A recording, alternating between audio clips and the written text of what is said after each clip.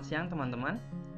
Pada kesempatan kali ini saya akan membahas tentang sebuah artikel. Kita akan mereview secara singkat sebuah artikel di mana artikel ini menjelaskan tentang analisis regresi linier berganda dan betapa pentingnya analisis ini. Judul artikel ini menjelaskan apakah benar intervensi atau memang karena karakteristik siswa yang menyebabkan sebuah peningkatan pada hasil belajar atau keterampilan siswa. Jadi di sini artikel ini ingin memastikan bahwa apakah analisis yang biasanya kita gunakan pada dunia pendidikan memang benar-benar menjelaskan bahwa sebuah intervensi benar sudah meningkatkan keterampilan siswa.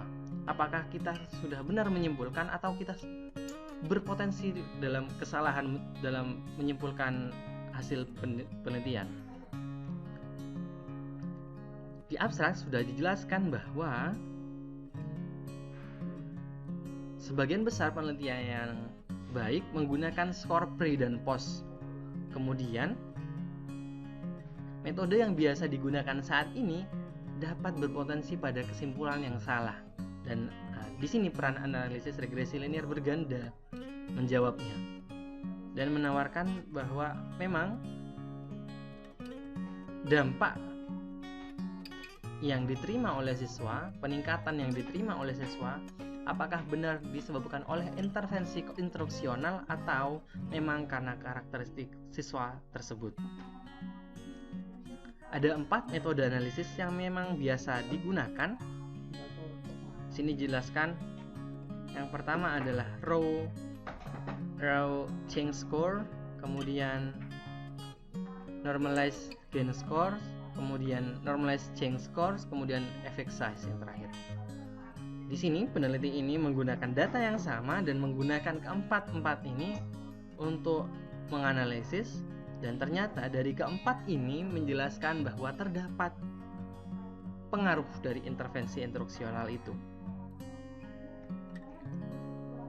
Dan apa yang terjadi kalau kita menggunakan analisis regresi linier berganda? Ternyata, teman-teman, dijelaskan bahwa di akhir kesimpulannya adalah hipotesis 0, di mana tidak ada efek atau dari perlakuan dan tidak ada cukup bukti yang banyak mengatakan bahwa ada pengaruh intervensi. Dan ini menjawab bahwa keempat metode analisis yang digunakan tadi berkemungkinan salah dalam menyimpulkan hasil penelitian.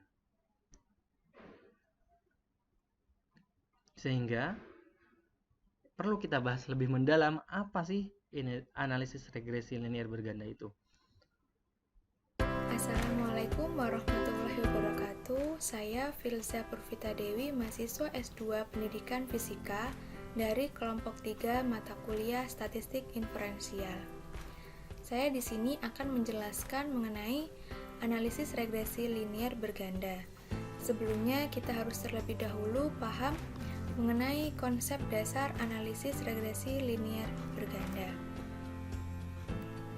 Untuk yang pertama, analisis regresi linier berganda merupakan pengujian untuk mengetahui hubungan secara linier antara dua atau lebih variabel bebas yang biasa kita sebut X dengan variabel terikat atau Y. Uji T digunakan untuk mengetahui kualitas keberartian regresi antara tiap-tiap variabel bebas terdapat pengaruh atau tidaknya terhadap variabel terikat. Uji F digunakan untuk mengetahui apakah variabel-variabel bebas pada penelitian secara simultan atau bersama-sama berpengaruh nyata terhadap variabel terikat. Kemudian untuk perumusan hipotesis yang pertama adanya pengaruh yang signifikan dari ukuran rak terhadap hasil penjualan. Kemudian untuk hipotesis yang kedua adanya pengaruh yang signifikan dari lokasi terhadap hasil penjualan. Untuk hipotesis yang ketiga terdapat pengaruh signifikan dari ukuran rak dan lokasi secara simultan terhadap hasil penjualan. Untuk tingkat kepercayaan di sini kita menggunakan sebesar 95% atau pada taraf nyata A sebesar 5%. Untuk dasar pengambilan keputusan yang pertama yaitu uji T, di mana jika nilai signifikansinya lebih kecil dari 0,05 atau nilai T hitungnya lebih besar dari T tabel, maka ada pengaruh variabel bebas terhadap variabel terikat atau dapat dikatakan hipotesisnya diterima. Kemudian, jika nilai signifikansinya lebih besar dari 0,05 atau nilai T hitungnya lebih kecil dari T tabel, maka tidak ada pengaruh variabel bebas terhadap variabel terikat atau dapat dikatakan hipotesisnya ditolak. Kemudian yang kedua yaitu uji F, di mana jika nilai signifikansinya lebih kecil dari 0,05 atau F hitungnya lebih besar dari F tabel, maka ada pengaruh variabel bebas secara simultan terhadap variabel terikat atau hipotesisnya diterima. Kemudian, jika nilai signifikansinya lebih besar dari 0,05 atau F hitungnya lebih kecil dari F tabel, maka tidak ada pengaruh variabel bebas secara simultan terhadap variabel terikat atau dapat dikatakan hipotesisnya ditolak. Untuk perbedaan uji T dengan uji F, yaitu terletak pada makna pengaruh yang diberikan variabel X terhadap variabel Y, apakah terpisah atau gabungan. Untuk uji T sendiri berguna untuk mengetahui pengaruh variabel X secara parsial terhadap variabel Y. Sedangkan uji F bertujuan untuk mengetahui pengaruh variabel X secara simultan terhadap variabel Y. Untuk persamaan regresi di sini kita menggunakan dua variabel bebas, di mana Y sama dengan A plus B1 X1 plus B2 X2. Untuk keterangan variabel dalam persamaan tersebut, Y di mana variabel terikat, kemudian X sebagai variabel bebas, kemudian A sebagai konstanta atau intercept, yaitu sebagai bawaan dari variabel Y. Kemudian untuk B sebagai parameter yang menunjukkan slope atau kemiringan garis regresi.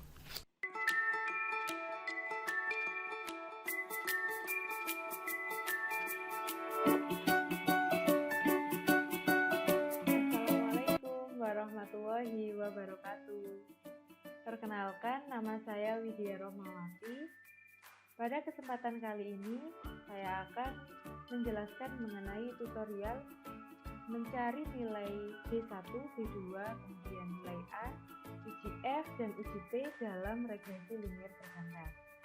Sebelumnya, teman-teman sudah belajar mengenai apa itu regresi linier berganda. Dan di dalam regresi linier berganda terdapat uji F dan uji T.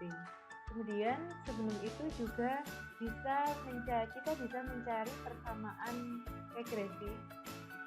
Jika dalam regresi linier berganda, maka jumlah variabel bebasnya itu ada 2 atau lebih. Nanti bisa kita merumuskan persamaan dari regresi linier. Nah, di sini langsung saja kita ambil data penelitian. Ini ada data penelitian yaitu X1, X2, X1, X2, dan Y.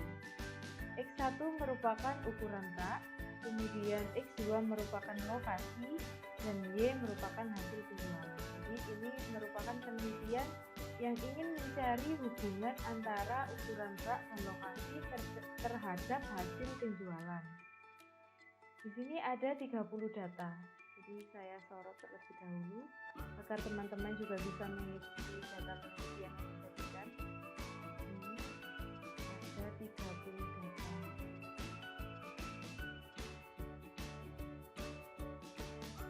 Baik. Kemudian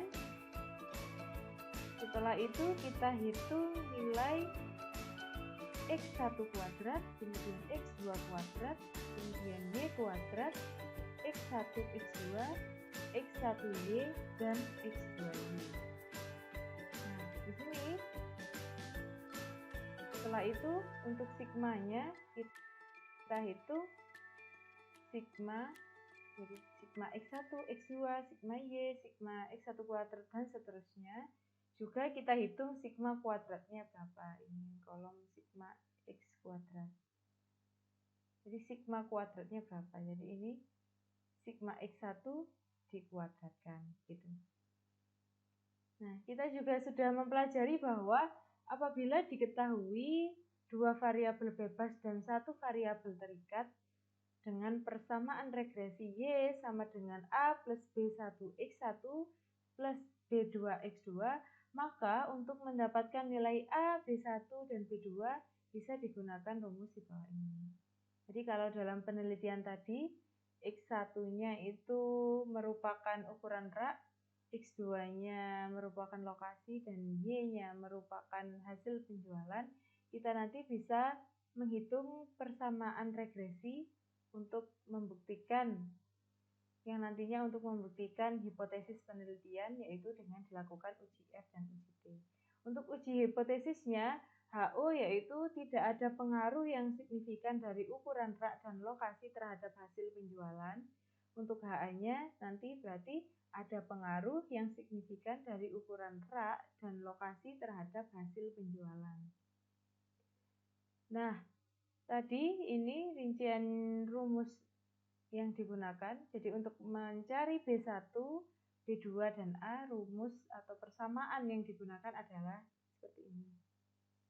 Rinciannya adalah yang di bawahnya ini. Jadi di sini untuk menghitung nilai B1 kita membutuhkan nilai sigma X2 kuadrat. Sigma X2 kuadratnya yang ini. Jadi yang dimasukkan sigma yang ini sigma X saya simbolkan dengan huruf kecil, kemudian yang di sebelah ruas kanan yaitu X dengan simbol besar.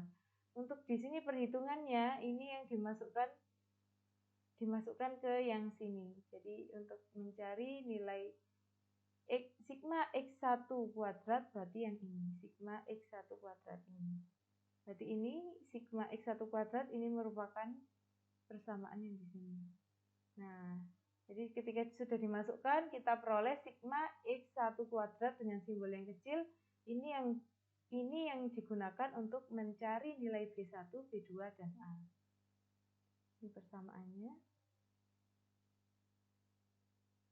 Kemudian untuk mencari nilai dari ini.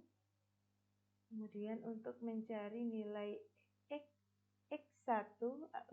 nilai B1, nilai B2, dan nilai A menggunakan persamaan yang ini. Ini sama seperti yang di atas, ini tambahannya untuk rumus yang mencari nilai A, kemudian S, kemudian F hitung. Jadi nilai S ini digunakan untuk menghitung nilai F. Dari hasil perhitungan kemudian diperoleh hasil sigma X1 kuadrat yaitu ini. Persamaannya digunakan, diperoleh hasil 980. Dan seterusnya kita coba satu-satu untuk X2 kuadrat. Ini untuk X2 kuadrat. Ini untuk sigma Y kuadrat. Ini untuk sigma X1Y. Ini X2Y. Ini persamaannya. Dan ini sigma X1, X2. Oke. Kemudian kita bisa menghitung nilai B1, B2, dan A. Untuk nilai B1, ini persamaan yang digunakan, diperoleh hasil 5,079. Kemudian nilai B2, ini persamaan yang digunakan, diperoleh hasil min 31,229. Kemudian ini nilai A-nya, diperoleh hasil 163,039. Nah, berdasarkan dari hasil B1, B2, dan A, maka kita bisa membuat persamaan regresinya, yaitu tadi di sini persamaan regresinya Y sama dengan A plus B1X1 plus B2X2. Maka persamaan regresi dalam penelitian ini yaitu Y sama dengan 162,95 ditambah 5,07X1 min 31,08 atau di sini 31,229 ya. Kita bisa bulatkan. Dan kita bisa mencari nilai F. Sebelumnya untuk mencari nilai F kita memerlukan nilai S. Dan nilai X-nya seperti ini. Diperoleh hasil 56,271. Kemudian untuk F-nya diperoleh hasil, ini persamaannya untuk F, diperoleh hasil 5,24. Nah, untuk hasil B1, B2, kemudian A, kemudian nilai S dan F, ternyata ini sesuai dengan hasil perhitungan yang dilakukan menggunakan SPSS. Dari hasil perhitungan SPSS ini, yang ini diperoleh hasil B1 sama 5,079, kemudian nilai B2 sama min 31,229, nilai A-nya sama 163,039, nilai S-nya juga sama, diperoleh nilai yang sama, dan nilai F juga diperoleh hasil yang sama. Kemudian selain kita bisa melakukan perhitungan secara manual melalui Excel ini, kita juga bisa memanfaatkan ini yang ada di pilihan data, yaitu memanfaatkan fitur data analisis. Di sini untuk data analisisnya coba kita gunakan ya untuk menghitung nilai F dan nilai T. Caranya seperti ini, klik data analisis, kita pilih regression. Ini regression, kita pilih. Untuk yang ini, nah untuk variabel Y kita input datanya.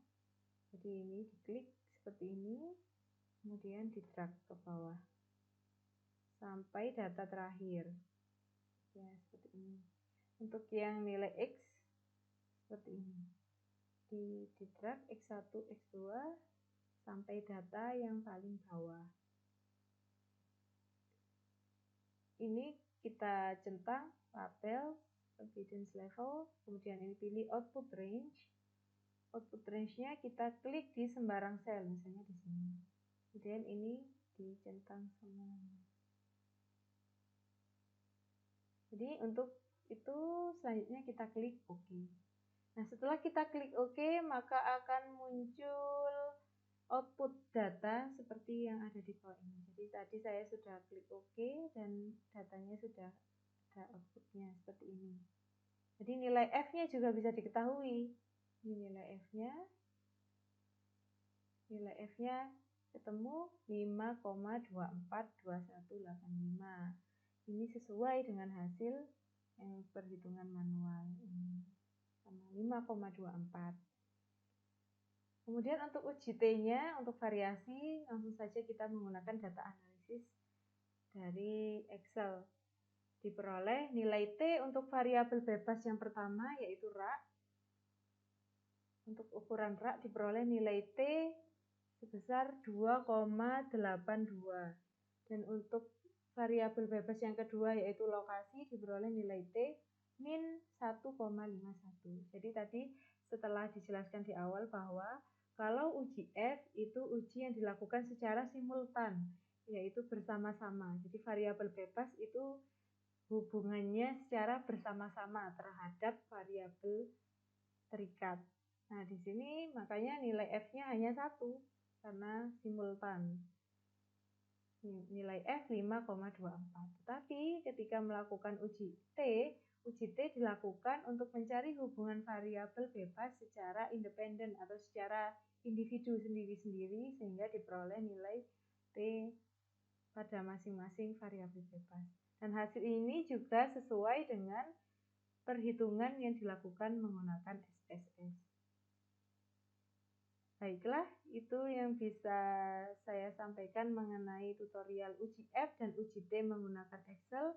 Setelah ini, mari kita bandingkan hasil yang kita peroleh dengan hasil perhitungan yang dilakukan menggunakan SPSS.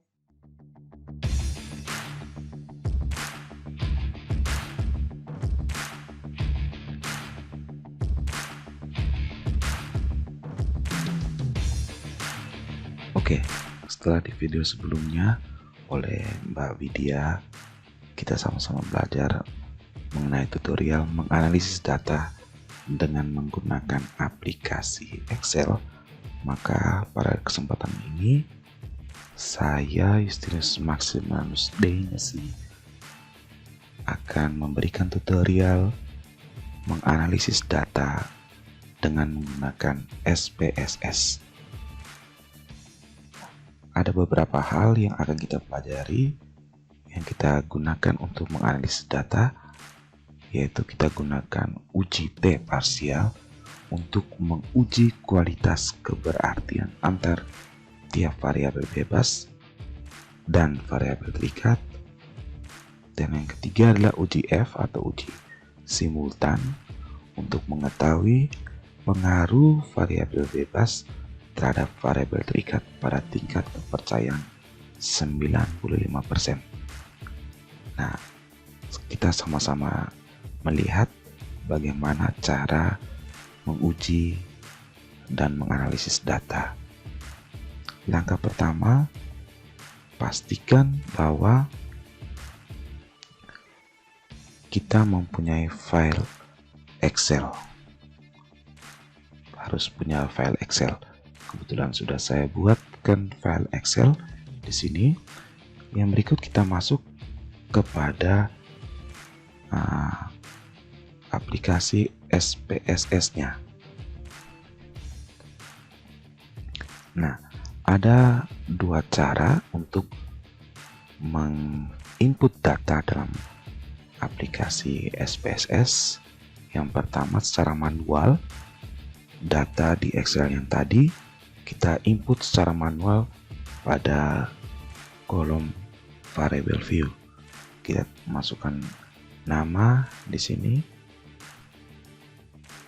Atau cara kedua yang akan kita praktekkan sama-sama pada kesempatan ini, yaitu menginput data Excel langsung ke data SPSS. Caranya bagaimana? Langkah pertama, kita klik file, kemudian kita pilih import data, pilih Excel, kemudian kita pilih file Excel yang sudah kita siapkan tadi. Setelah kita pilih, kita klik open.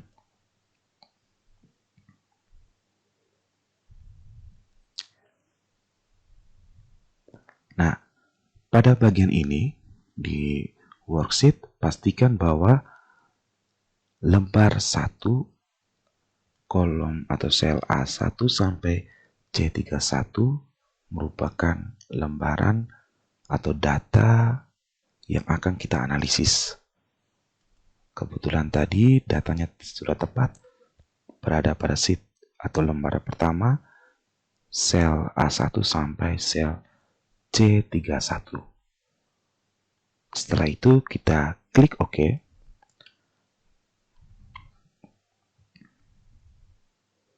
Maka otomatis di sini SPSS akan membaca data yang ada di file Excel. Kita tinggal mengubah sedikit di label, kita tulis X1, kita tulis misalnya jarak, di X2 kita misalkan motivasi, dan di Y kita misalkan prestasi. Pastikan bahwa misurnya terus dalam bentuk scale supaya bisa dianalisis. Kita ubah ke dalam bentuk scale. Nah, setelah data ini sudah tersusun, kita uji analisisnya dengan uji analisis regresif, caranya kita klik analyze, regression, dan linear. Kita masukkan variabel dependennya atau variabel terikatnya di sini, yaitu prestasi. Kita masukkan variabel independennya atau variabel bebasnya, yaitu jarak dan motivasi. Kemudian kita klik di statistik, pastikan bahwa kolom regression koefisiennya, estimates, dan model fit sudah tercentang. Kemudian kita continue, dan setelah itu kita OK. Nah, dari sini kita bisa melihat data yang kita punyai.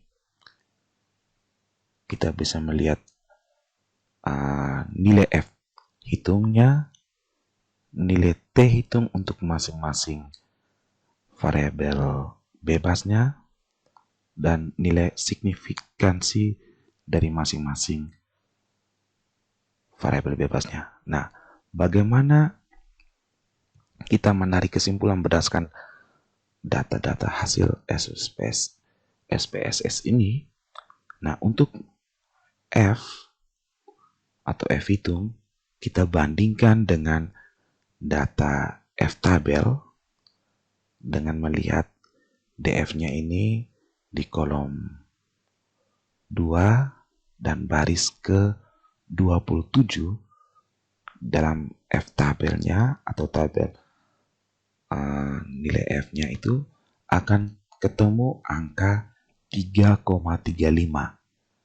Angka ini berarti lebih kecil dari angka T hitung F hitungnya. F hitungnya 5,242, lebih besar dari F tabel, yaitu 3,35. Ini berarti kesimpulan yang bisa kita tarik dari nilai F ini adalah ada pengaruh stimultan antara variabel bebasnya, yaitu motivasi dan jarak, terhadap variabel terikatnya, yaitu prestasi. Jadi ada pengaruh stimultan antara motivasi dan jarak terhadap prestasi. Nah, bagaimana dengan T hitung? Nah, untuk variabel jarak, T hitung yang kita peroleh nilainya sebesar 2,825. Kalau kita lihat dalam tabel distribusi nilai T atau T tabel, pada level of significance 0,025, kita akan temukan bahwa T tabelnya yaitu 2,025. Nilai 2,825 ini lebih besar dari nilai T tabel, yaitu 2,025. Ini berarti ada pengaruh jarak terhadap prestasi. Jadi ada berdasarkan T hitung 2,825 lebih besar dari T tabel 2,0252, maka ditarik kesimpulan ada pengaruh antara jarak terhadap prestasi. Motivasi memiliki T hitung min 1,516. Nilai ini lebih kecil dari T hitungnya, yaitu 2,052. Ini berarti tidak ada pengaruh antara motivasi terhadap jarak. Antara motivasi terhadap prestasi. Nah, itu perbandingan atau penarikan kesimpulan berdasarkan T hitung dibandingkan terhadap T tabel. Bagaimana dengan nilai signifikansinya? Signifikansi jarak terhadap prestasi itu sebesar 0,009. Nilai 0,009 lebih kecil dari nilai signifikansi yang kita pakai, yaitu 0,05. Itu berarti ada pengaruh jarak terhadap prestasi. Begitupun dengan motivasi. Nilai signifikansinya dari motivasi adalah 0,141. Ini berarti tidak ada pengaruh, nilai 0,141 ini lebih besar dari signifikansi yang alfanya, yaitu 0,05. Ini berarti tidak ada pengaruh motivasi terhadap prestasi. Nah, ini merupakan hasil analisis data dengan menggunakan aplikasi SPSS. Nah, kalau kita melihat perbandingan dengan hasil analisis data dengan menggunakan Excel, bahwa hasil analisis data dengan menggunakan Excel maupun dengan menggunakan SPSS itu mendapatkan hasil yang hampir sama atau ada beberapa hal yang sama. Jadi dua aplikasi ini, baik Excel ataupun SPSS, bisa digunakan untuk menghitung ataupun menganalisis data hasil penelitian. Ini merupakan hasil keseluruhannya. Jadi itu dari saya untuk tutorial pengolahan data ataupun analisis data dengan menggunakan aplikasi SPSS. Terima kasih. Terima kasih. Wassalamualaikum warahmatullahi wabarakatuh.